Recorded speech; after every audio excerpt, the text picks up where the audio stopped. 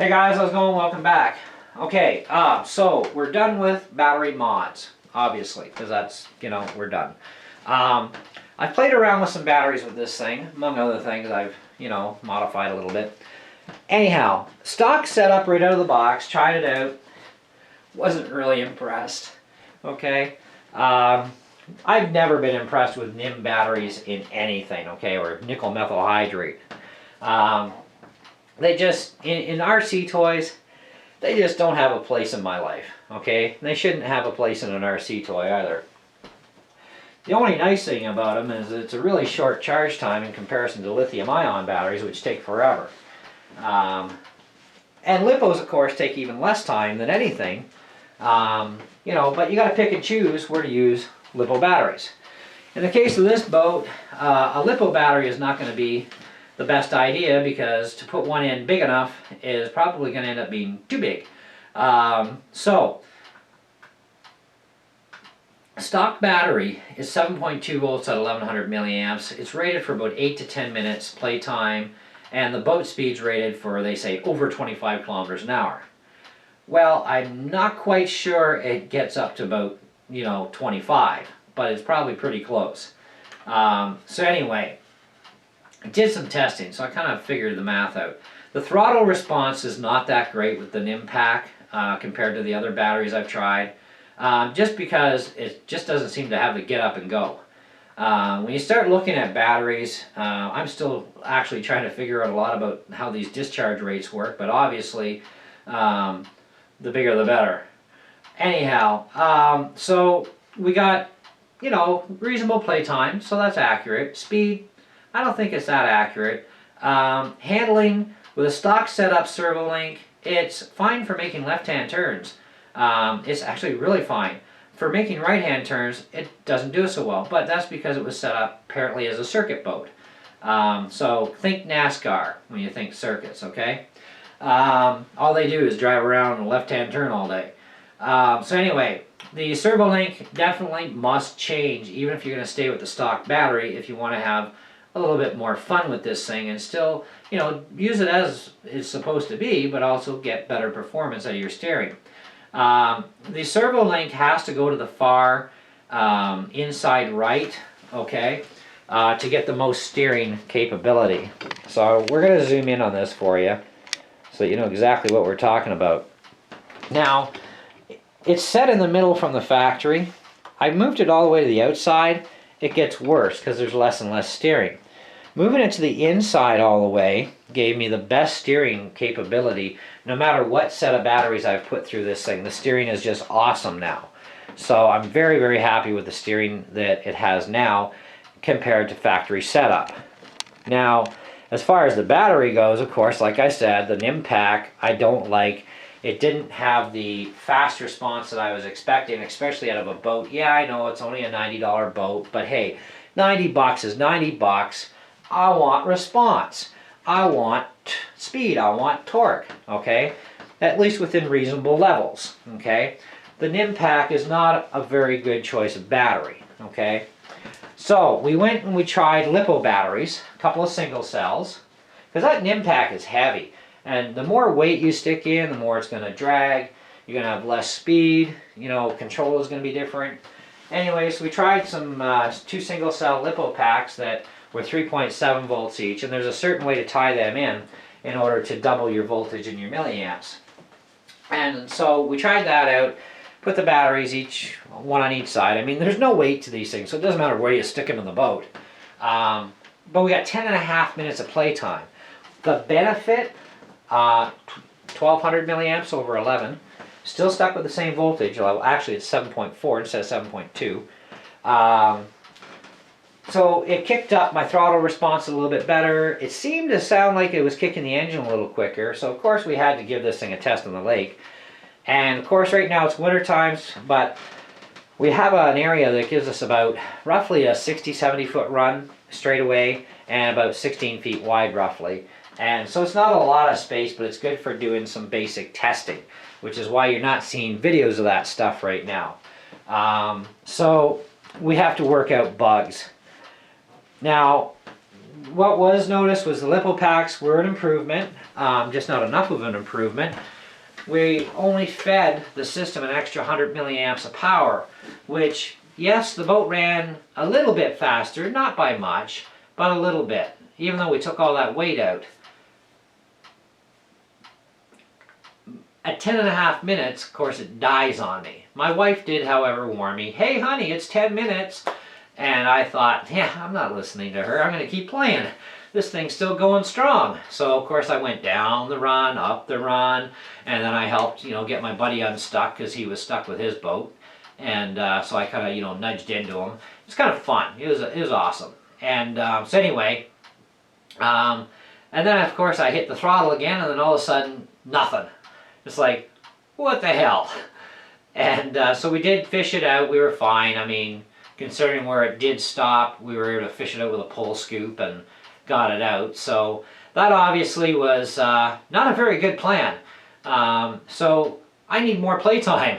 So I went to these lithium packs that are in here now, which if you've seen the other video, they're there. And I split the difference and put one on each side. I did a buoyancy test in the bathtub, like we did all of our buoyancy tests in the tub, just to see how things were sitting. And we thought, well, it's sitting level, so it should plane level. At least that's the thinking here. I don't know a lot about boats, guys. I'm new into boats, so I'm learning. And the one thing I learned right quickly with going to these twin lithium-ion packs is they do have to both be on the same side. And we figure it has to do with the amount of spin and torque and direction of the prop of the boat needs the weight on the one side as a counterbalance.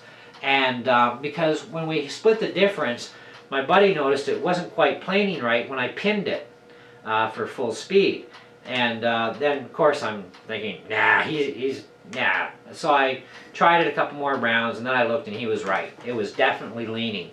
So I moved the battery packs over as best as I could at the time, and it started to plane out a lot more even. So we thought, okay, so obviously you must have all your battery pack weight on this one side.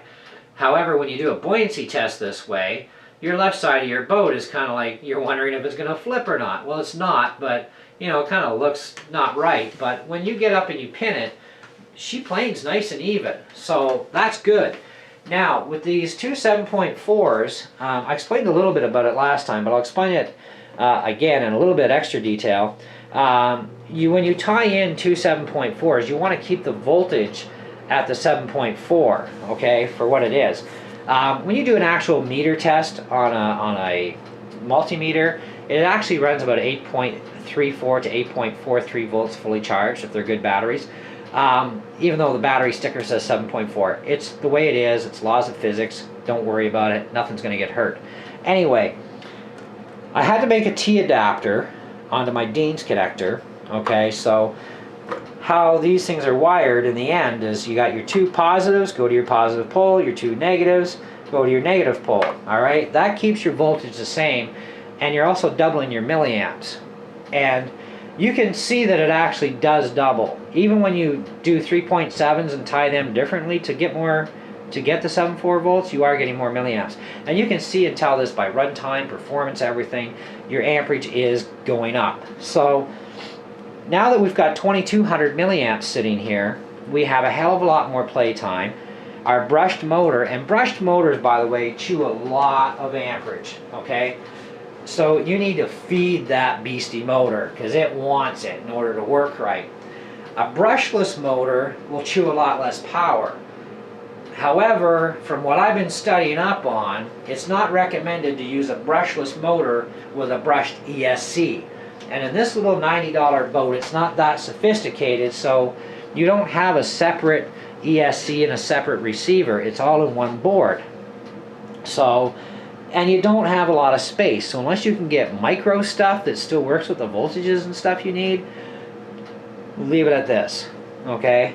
Because this motor is quite good. And when you feed this beastie motor all the amperage it wants, this boat will scream. And it does now.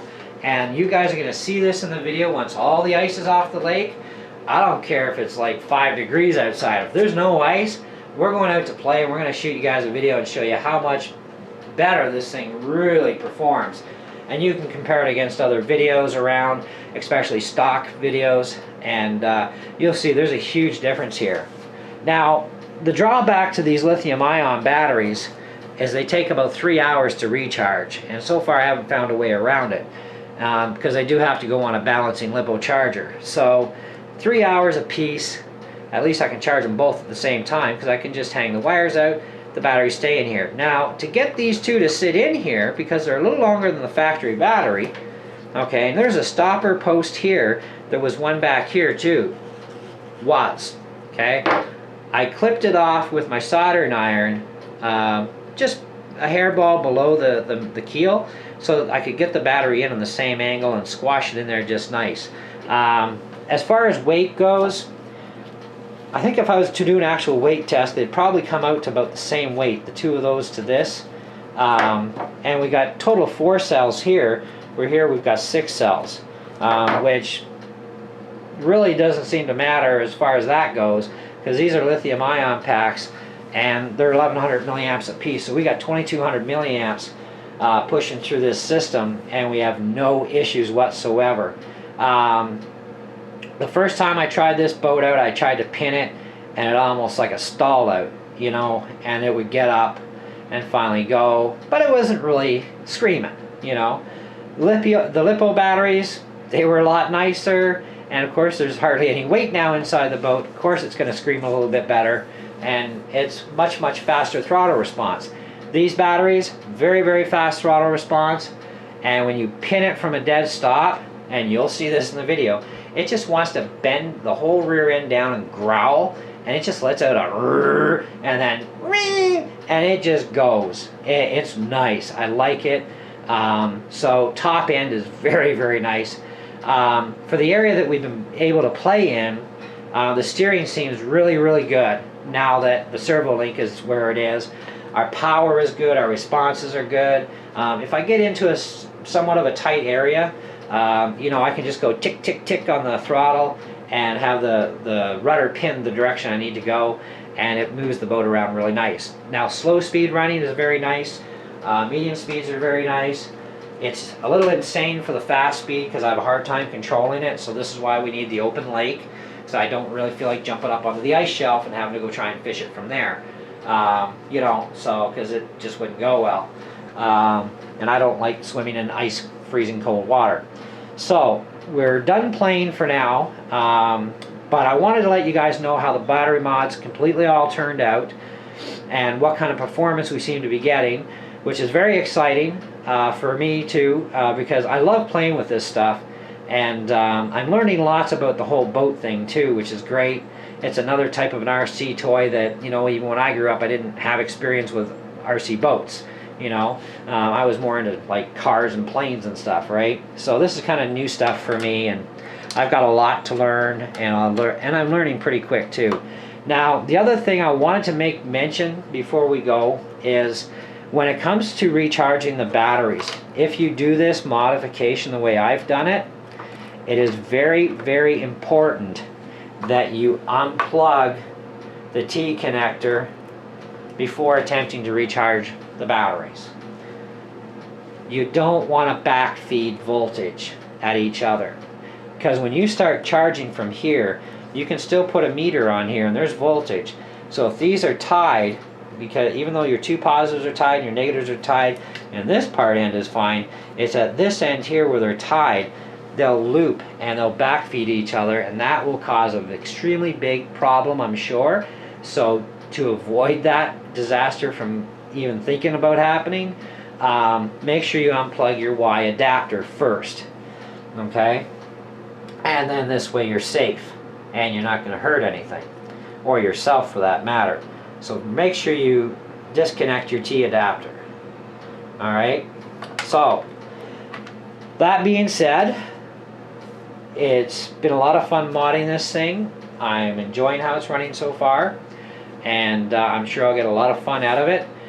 I will do an actual test, but not for video, but I will do a test to let you guys know the exact play time with these batteries hooked in the way they are. so that you know what you're getting. But I can tell you right now, stock battery is 8 to 10 minutes on average. The two LiPo batteries, which gave me 1200 milliamps together, gave me 10.5 minutes before they just puked. These batteries so far have gone a little over 15 minutes and still going, okay? But it was getting a little too cold outside, my fingertips were starting to freeze. So that was enough for that day. So improvements are improvements, but springtime is coming, guys. The ice is gonna come off the lake.